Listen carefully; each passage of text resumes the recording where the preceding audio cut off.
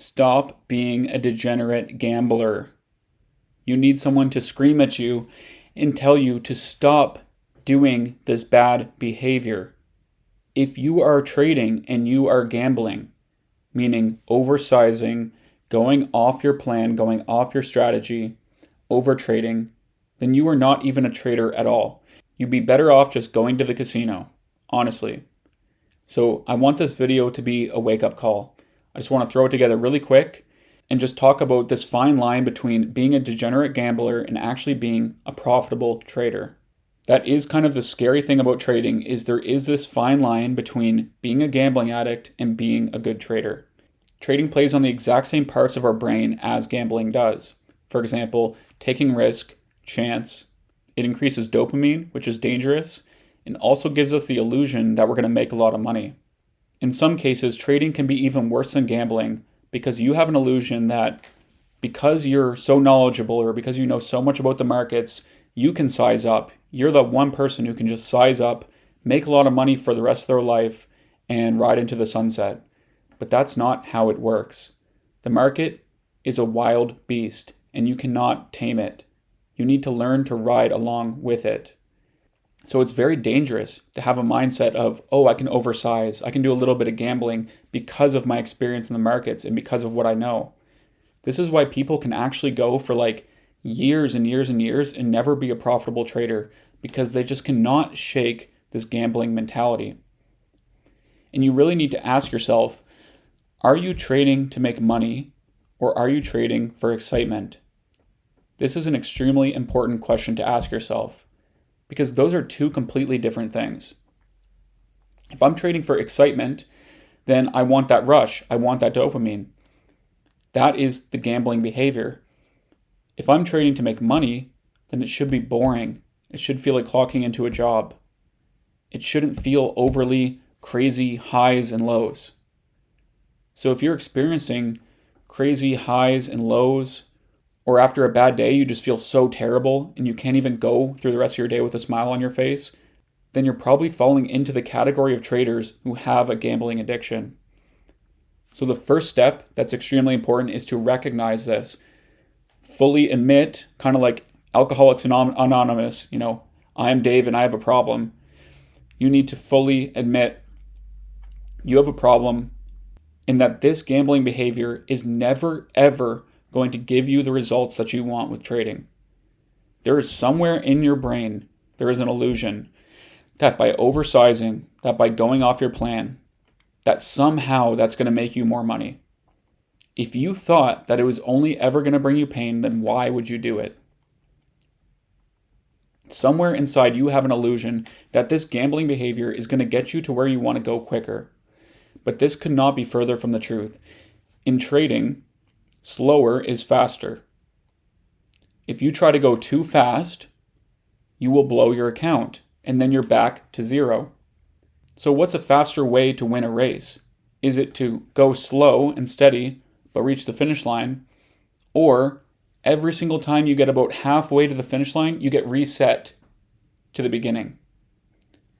You're putting forth all this energy, all of this effort and work to get halfway to the finish line and then just get sent back to the start. That is what it's like when you are gambling while trading. And you just start spinning your wheels. It never ever ends, and it's an unquenchable thirst. If you build habits of gambling, it will only get worse. Sure, maybe you have a few great trades and you can go tell all your friends and family, guys, I just made $10,000 or I just made $5,000. But is that money even really yours? Because now you're going to want to make $25,000. You're never going to feel truly satisfied. So you need to recognize this and wholeheartedly agree to yourself, I have a problem, and if I continue to gamble, this will never work out for me. I may as well quit trading forever.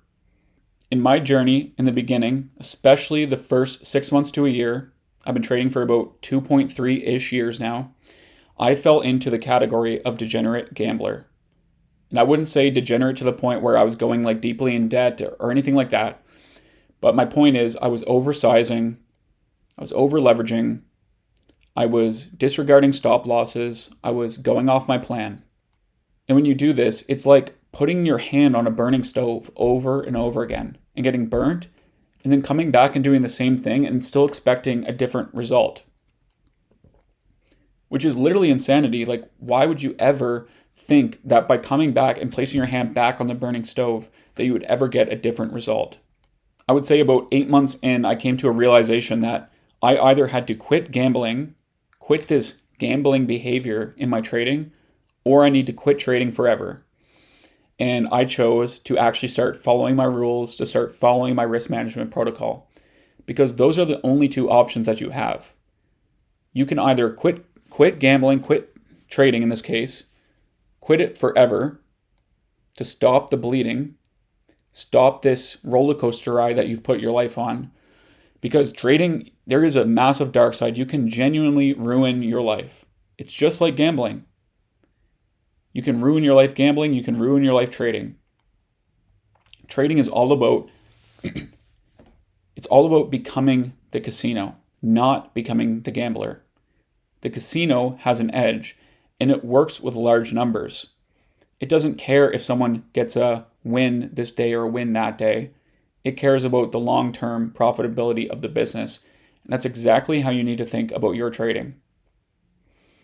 Like, think about it. If a casino had a slot machine where it had 90% chance to win, but every single time someone got the pull 4 times in a row for their 10% chance to win, they went broke, no casino would ever be in business. They would all go out of business within the first few months, because it's only a matter of time before you get a bad series of trades. You fall on the wrong side of probability too many times. If you've ever played poker, you'll understand. If you've ever seen your aces get cracked 3 times in a row, it's only a matter of time before that happens. So with a gambling mentality, you are not giving yourself the room for variance in probabilities. Stop the illusion of telling yourself, oh, I'm special and my strategy's special and I can just trade forever green and everything will always go my way. Because I promise you it won't. It might for a period of time. I'm not saying that you'll never have a stretch where things go your way and you get a lot of winning trades. But long term, it will never ever work out. And what do we really want out of this trading thing? It's not to make short-term profits and then still have to work a 9 to 5 for the rest of our entire life. The reason all of us, I believe, are trading is we just want to be able to pull nice, consistent money out of the markets where we can feel comfortable quitting our 9 to 5 and living a life without having to answer to anybody. For me, it's not about making millions and millions of dollars, although that would be nice. It is just about not having to work for someone else. So how do you get to a place where you can actually find consistency in your trading, where you can rely on it as a monthly income, and you're not just doing it to make a lot of money quick and then end up having to go back to your 9 to 5 job? It is by giving up the gambling mentality, understanding that trading is going to be boring and it's supposed to be boring, and completely foregoing any excitement that you might feel because of it.